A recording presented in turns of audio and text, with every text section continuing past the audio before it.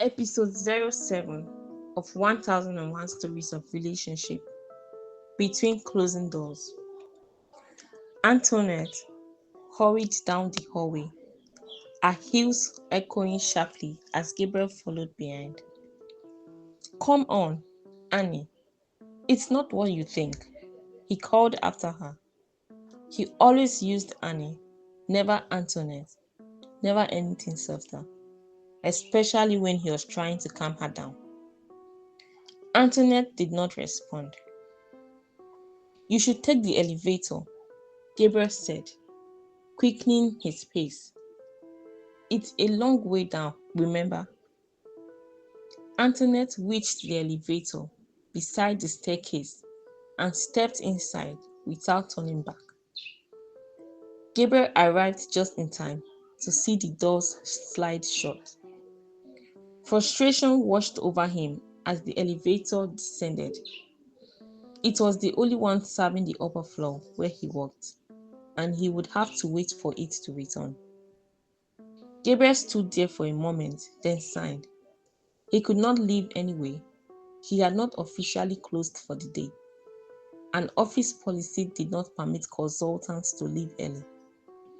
He was accustomed to seeing several clients daily. Antoinette had visited him at work many times and usually informed him beforehand. Today was different.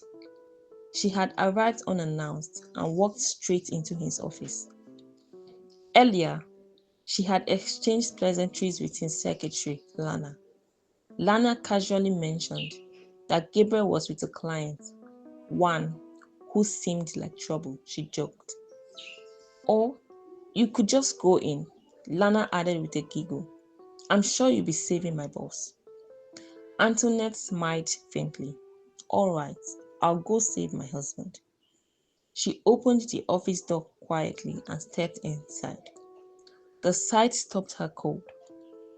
A woman was sitting on Gabriel's desk, facing him, her posture relaxed, intimate. Gabriel sat in his chair, frozen. When he lifted his head and saw Antoinette, his face drained of color. The woman turned as well. Annie, Gabriel said, standing abruptly and pushing the woman's hand away as it reached for his face. You need to leave now. He moved toward Antoinette, but she remained rooted to the spot. Calm, though clearly hot, she asked quietly, Are you cheating on me, Gabriel? Without waiting for his answer, she turned and walked out. Gabriel spun back to the woman. Leave my office immediately, he said, his voice firm. He rushed after Antoinette, but it was too late.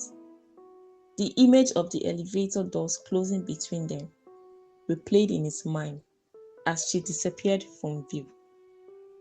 Later, back at the reception desk, Lana stood staring at him in shock. Why didn't you notify me before letting my wife into my office? Gabriel demanded. Lana blinked. You always said there was no need to announce Antoinette's spaces, she replied carefully. You said you had nothing to hide. He said nothing and turned away.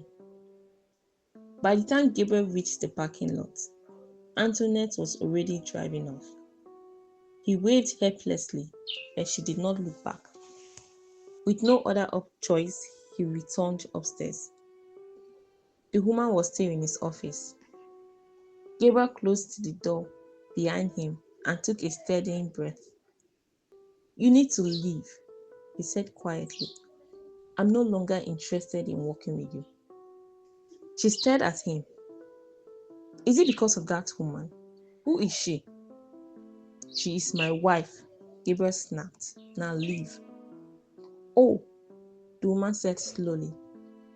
I didn't know you were married. I didn't notice your ring. Or maybe I didn't think your marriage mattered this much. She paused, then added, Give me your wife's number, I'll speak to her. Please, just go, Gabriel said, returning to his desk. But I need you to work with me, she pleaded. I'm sorry, I didn't know you truly cared about your wife. Gabriel focused on his files, refusing to engage. I'll be back, the woman said finally, and she left. All evening, Gabriel called Antoinette. She did not answer. He rehearsed his explanation over and over. The woman had been a new client, dramatic from the start. She had flirted openly, even sitting on his desk, but he had ignored it. Experience had taught him that flirtation usually ended once finances were discussed. He never allowed such behavior to distract him from his work. When he finally arrived home, flowers in hand, her favorite, he hesitated at the door. He and Antoinette had been married nearly 5 years. Never once had they truly doubted each other until today. Though he had his own key, Gabriel rang the doorbell. Antoinette opened the door, her expression unreadable. He held out the flowers. She was a client, he said carefully. You know, I've told you, some clients try to flirt. I didn't take the job because of what happened today. I'm sorry, Annie. Please believe me. To his surprise, she listened. Then she smiled and hugged him. I believe you, she said. Gabriel pulled back, stunned. You're not upset anymore. Antoinette took the flowers. I ignored your calls because I wanted to tell you this in person. I'm sorry for how I reacted. You've always told me how inappropriate some clients can be. She continued. The woman called me. Rachel, that's her name, right? Gabriel nodded. She got my number from Lana. I was furious at first and hung up, but she sent a message explaining everything. Eventually, we spoke. She admitted trying to flirt with you and that it didn't work. She said you refused to work with her because of what happened. Gabriel remained silent, listening. Antoinette smiled softly. She told me her ex-husband disrespected her and made her believe all men were the same. But today, she realized some men are still faithful to their queens. She added, Lana also called later. She said she trusts you completely, that she sees how you never fall for any client's advances.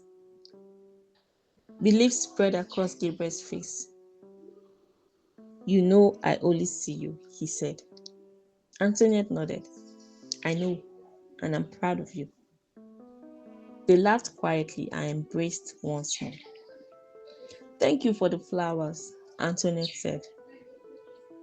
From that day on, their trust deepened. Understanding and patience had saved their marriage from potential ruin, reminding them that loyalty and communication were the foundation on which their love thrived. Keep enjoying the episodes of 1001 Stories of Relationship at 1001storiesofrelationship.wordpress.com.